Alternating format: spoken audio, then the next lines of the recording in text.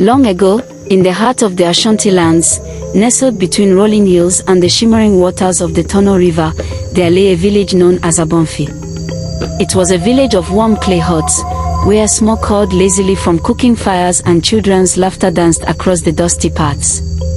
The elders spoke in riddles and proverbs, their voices carrying the wisdom of generations, and the forest surrounding Abomfi whispered secrets only the brave, or the foolish, dared to follow. It was here that Nana Adoma, a widow of great respect and quiet strength, raised her two daughters. The elder, Omasawa, was beloved across the village. Her skin glowed like polished mahogany under the sun, her eyes were deep pools of serenity, and her smile could calm even the angriest elder. She moved with the grace of the river itself, and her laughter sounded like the wind playing through palm fronds. Her younger sister, Efionako, though not as renowned for her beauty, possessed a restless spirit and an intellect that could rival the village elders. Her eyes were sharp and calculating, her smile capable of both charm and mischief, and her braided hair fell just past her shoulders. Where Oma's presence brought warmth, Efia's brought tension. She loved her sister dearly, yet a seed of envy nestled deep within her heart, growing slowly, unseen, but ever present. From the earliest days, the villagers noticed the contrast between the sisters. While Oma's kindness drew everyone near, Efia's ambition and quick mind often left her feeling overlooked. She longed to be admired, to be chosen, to be seen as Oma was seen. And in that longing, the first whispers of jealousy began to stir. One misty morning, as the village awoke to the crowing of cocks and the soft hum of the river, Oma and Efia walked toward the market. Oma carried a woven basket filled with yams and kola nuts for trade, her movements light and deliberate. Efia followed, adjusting her cloak, her eyes flicking toward villagers who smiled or whispered.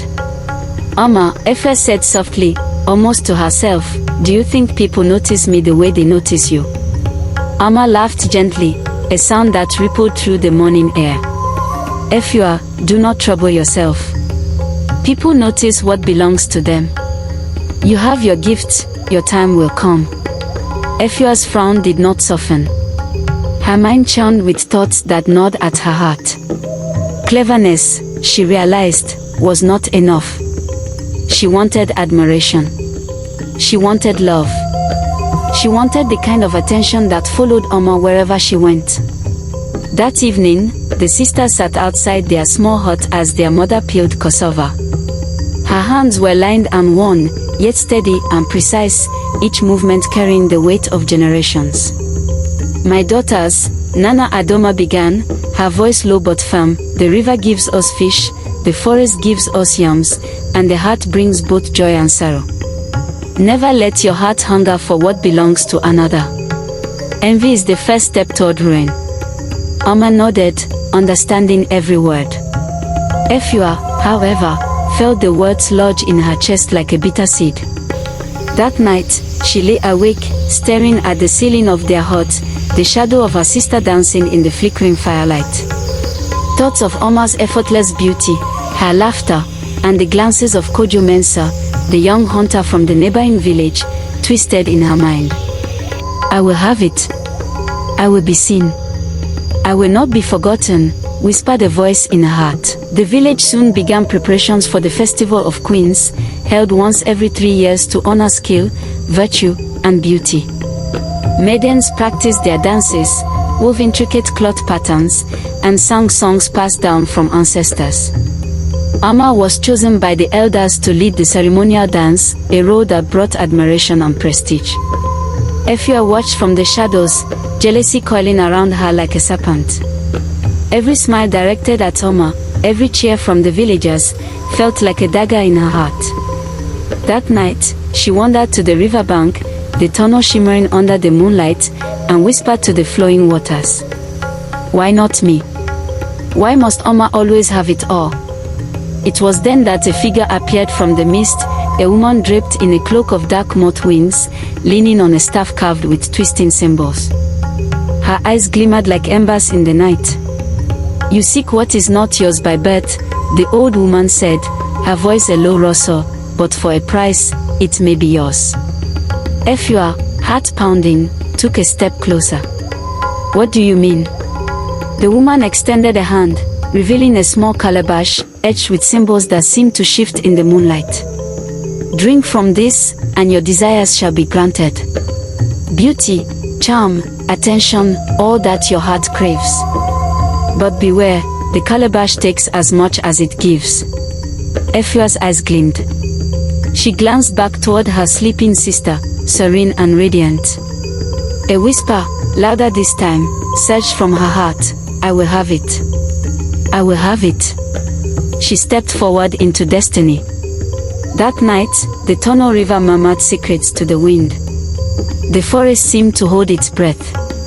Alma stirred in her sleep, unaware that her sister's envy had found a vessel, a dark path that would soon twist beauty, loyalty, and love into a story that the village of Abonfi would never forget. Efua's journey had only begun, and the calabash awaited. The sun rose over Abonfi, painting the village in hues of gold and amber. Today was no ordinary day, it was the day of the Festival of Queens, a celebration held once every 3 years to honor beauty, skill, and virtue among the maidens of the village. The air hummed with excitement. Smoke from roasted yams curled toward the sky, the scent of palm wine and kola nuts drifted through the air, and children ran along cobblestone paths, carrying flowers and palm fronds to weave into garlands. Oma Sawa prepared quietly for her performance. Her braided hair, adorned with tiny beads, glimmered in the sunlight. Her woven cloth, made by her mother, was patterned with birds in flight and winding rivers, telling a story of the ancestors. Oma's movements were deliberate, graceful, and serene as she practiced her ceremonial dance. Every step told a story, every gesture was imbued with the rhythm of the earth and river, as though the Tono itself had lent her its cadence. Efua Nyako watched from the shadows. Her dark eyes burned with envy as she observed the attention her sister commanded. Every smile, every nod of approval, every glance from Kojo Mensah, the young hunter she secretly admired, fueled the storm in her heart. Why must she always have the praise? Why must she always shine? Efua muttered under her breath. Her fingers twitched nervously as she adjusted her cloak. The elders of Abomfi, wrapped in ceremonial cloth and adorned with beads, walked slowly through the village square. Their voices, deep and commanding, guided the younger women in preparation. Torches were lit along the main paths, flickering against the rising sun, and children scattered petals along the way. Oma approached the elders with a bow, her voice soft yet confident. "I am ready to dance for the honor of our village and our ancestors," she said.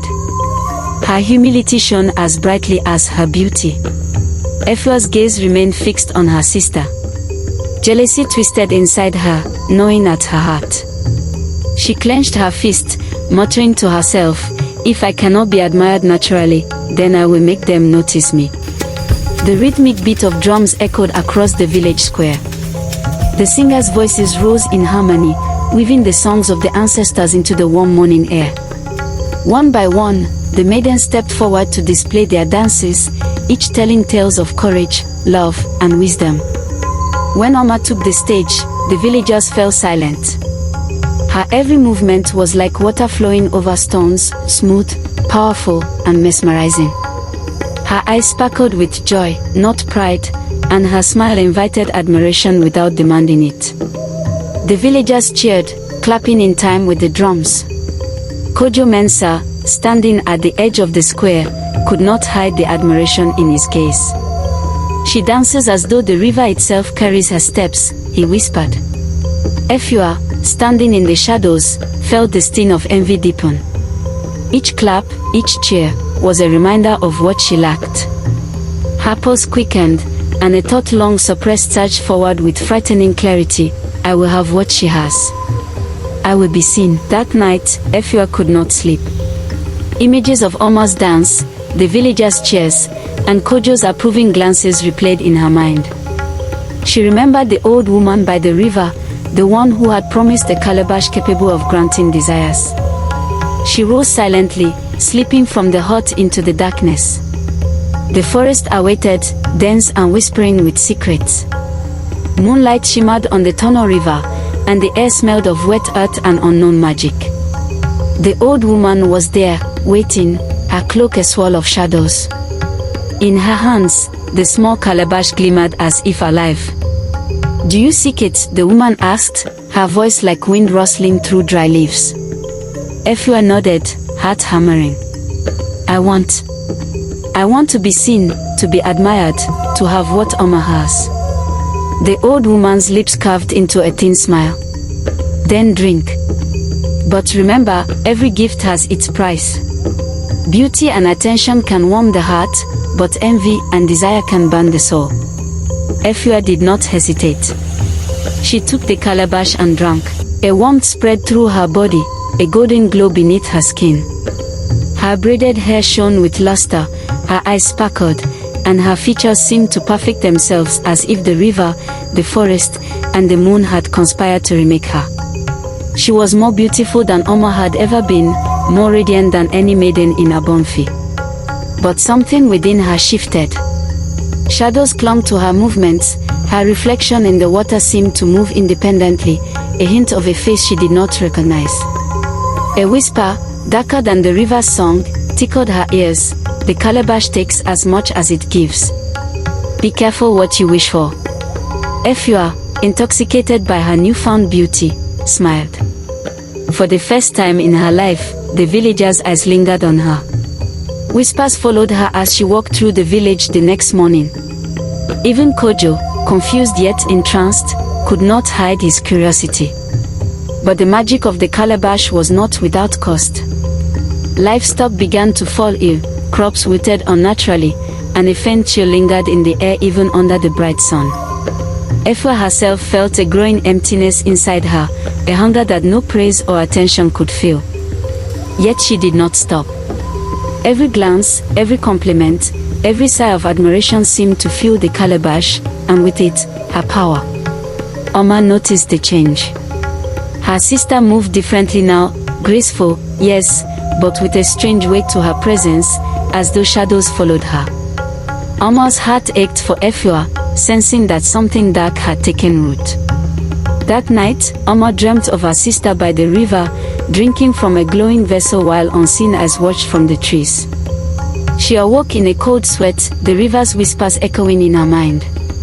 Days following the festival of queens were filled with whispers and uneasy glances. Efua Nyako moved through Abonfi like a shadow wearing the mask of beauty. Every step she took drew admiration, yet it also carried a chill, subtle and unseen, that left the villagers uneasy. Her transformation from the calabash was complete. She was more radiant than anyone had ever seen, and the envy that had once lived quietly in her chest now burned like a firestorm. Oma Sawa, ever observant and gentle, noticed the subtle changes in her sister. Efua no longer carried herself with simple grace. There was a weight to her movements, a careful charm designed to ensnare attention. Even the laughter that once danced lightly across her lips had become calculated, measured, dangerous. "Efua," Oma said one afternoon, approaching her sister at the riverbank, "the villagers speak in whispers. Some feel uneasy around you. You are not yourself." Efua smiled, but it was a smile that did not reach her eyes. "I am stronger, Oma. I am noticed. Surely that is something to celebrate." Oma shook her head gently. "Not at the cost of your soul, sister. Remember what Nana Adoma warned us, envy is the first step to ruin." Efua's jaw tightened. The seed of envy that had been planted long ago now bore fruit. She would not be lectured, and she would not be denied the attention she had craved all her life.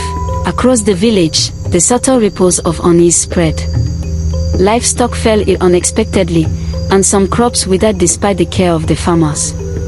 Whispers began, "The forest spirits are restless, something dark walks among us." Efua watched these events with fascination rather than remorse. Each sign of misfortune fed the calabash, strengthening her power, though she could not yet see the toll it took on her own body. Her reflection in water often shifted, showing a face slightly stranger than her own, beautiful, yes, but tinged with something unnatural, something hollow. Even Kojo Mensah, the young hunter, found himself confused. His eyes, once steady on Oma, now lingered on Efua with a mixture of intrigue and unease. Efua's beauty was undeniable, but something about it disturbed him. He began to question his own feelings, and the tender balance of love and loyalty in the village trembled. The tension between the sisters escalated when Kojo approached Oma, attempting to understand the strange change he saw in Efua. "Oma," he said, concern shadowing his handsome features, "your sister, she is changed. I do not understand what I feel when I am near her." Oma sighed, knowing this was only the beginning. "Efua has followed her own path, Kojo. Do not be drawn into it. Her beauty may captivate, but it hides a dangerous heart." Meanwhile, Efua's charm drew others near her. She used her newfound allure to manipulate, to test boundaries, and to revel in the control she now possessed. Love, loyalty, and trust began to fray among those who had once known only peace and harmony in Abomfi. By nightfall, Efua ventured into the forest, speaking softly to the shadows. The calabash hummed with life at her side, glowing faintly under the moonlight. The old woman's warning echoed in her mind, "The calabash takes as much as it gives. Be careful what you wish for." Efua laughed softly. She did not care. She was intoxicated by the power of beauty and attention. She began to weave small spells, subtle manipulations of the village, a lost goat here, a frightened child there, small accidents that left villagers whispering of spirits and curses. Oma noticed these disturbances and grew fearful. The once peaceful village now trembled under an unseen tension. She knew, deep in her heart, that the calabash had awakened a darkness that could consume not only her sister, but everyone she loved. One evening, as Efua admired herself by the Tono River, she was startled by a sudden shadow. The old woman emerged from the mist, the calabash cradled in her hands. "You have begun what cannot be undone," the woman said. "The calabash feeds only when it is nourished. Its power grows, but so does the price. Blood, loyalty, and love will be demanded. Do you understand what you have done?" Efua's eyes gleamed with defiance. "I want what I want. I am not afraid." The old woman shook her head. "Fear is not the point. Wisdom is. And you, child, have none." As the woman disappeared into the shadows, Efua realized something terrifying.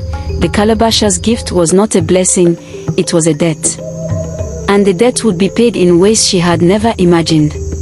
Oma sought counsel with Nane Kofi, the village priest, who had long studied spirits and the ancient laws of the forest. His hut smelled of incense and herbs, and the shadows of carved spirits danced on the clay walls as the flames flickered. The calabash, Nana Kofi said gravely, is a vessel of both desire and destruction. It grants beauty and charm, but for each gift, it demands balance. If we do not act, Efua will bring ruin upon Abomfi. Her humanity will fade, and the calabash will consume her entirely. Ama bowed her head. "Then we must act. How do we save her without losing her?" The priest shook his head slowly. "It is not easy, child. Only wisdom, courage, and sacrifice can confront what she has unleashed.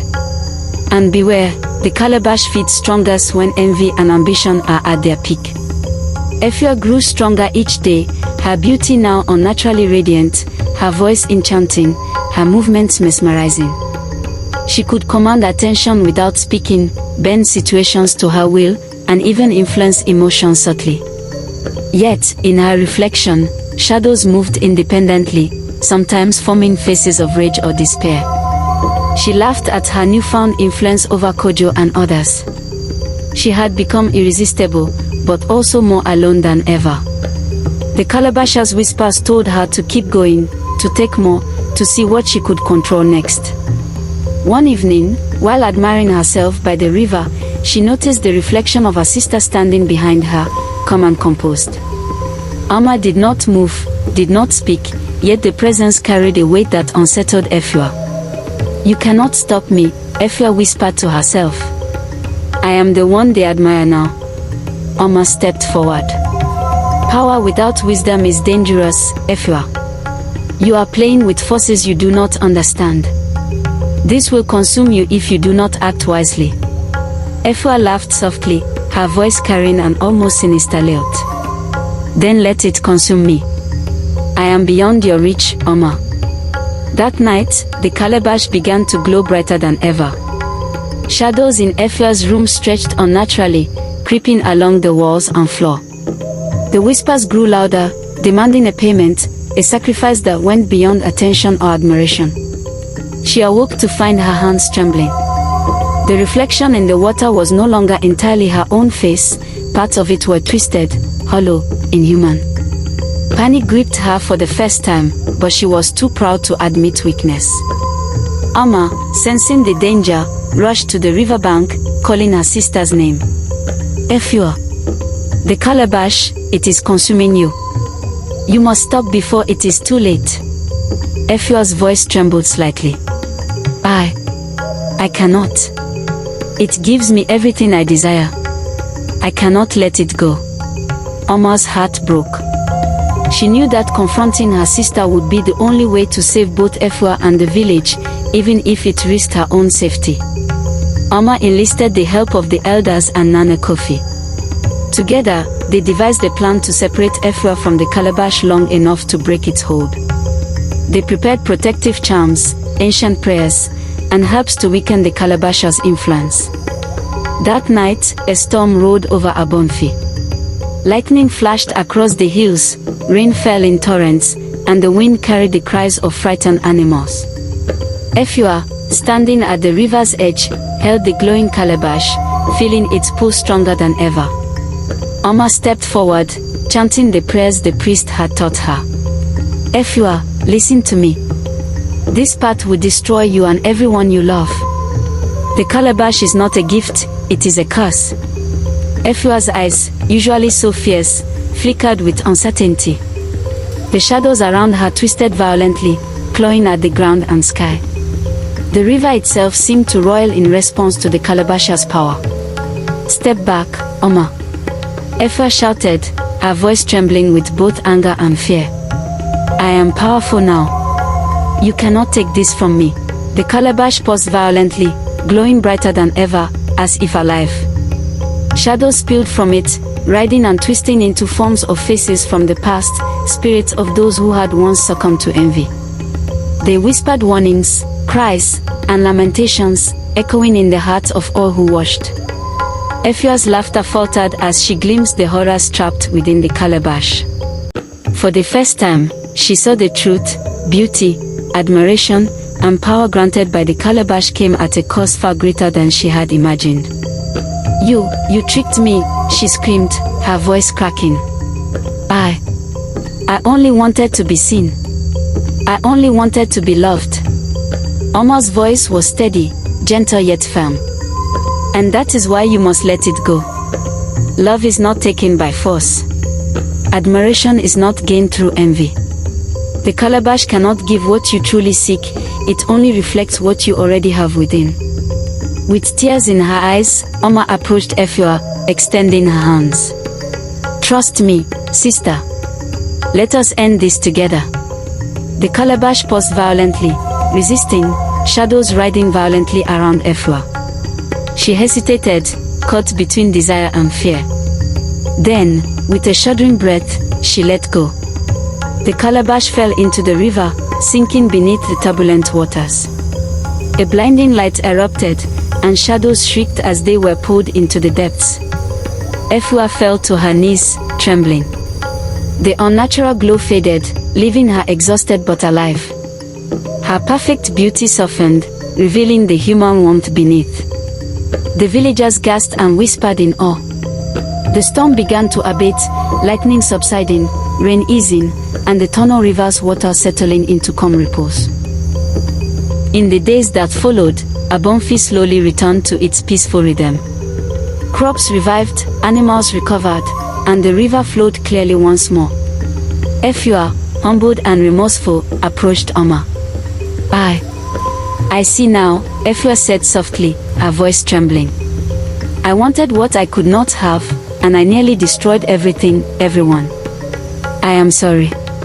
Amma embraced her sister, tears mingling with relief. It is not too late, Efua. We can move forward, wiser and stronger. But remember this, beauty and desire without humility carry a heavy price. Kojo Mensah, witnessing the reconciliation, bowed his head in respect. Love, loyalty, and admiration were no longer tangled with envy, they had been tempered by trials, understanding, and forgiveness. Nana Kofi gathered the villagers near the Tono River, speaking to all with a voice both grave and comforting. The calabash waits for no one. It responds to the hearts of those who are greedy, envious, or prideful. Let this be a lesson: beauty, power, and desire are fleeting when taken by force or selfishness. True strength lies in humility, wisdom, and love. The villagers listened, absorbing the lesson that would pass into legend. The story of Oma and Efua, of the calabash and its power, would be told for generations, warning young hearts of the dangers of envy and the value of virtue. As the sun set over Abomfi, the river glimmered in golden hues, carrying the whispers of the calabash deep into the forest. Somewhere, in the shadows, it waited for another heart that hungered too greatly, that envied too deeply. The village of Abomfi had survived, its people wiser and united. And the sisters, once torn by envy, had learned that the greatest beauty comes not from what the world sees, but from the heart itself. And so the tale of the calabash, of love, betrayal, and wisdom, became legend.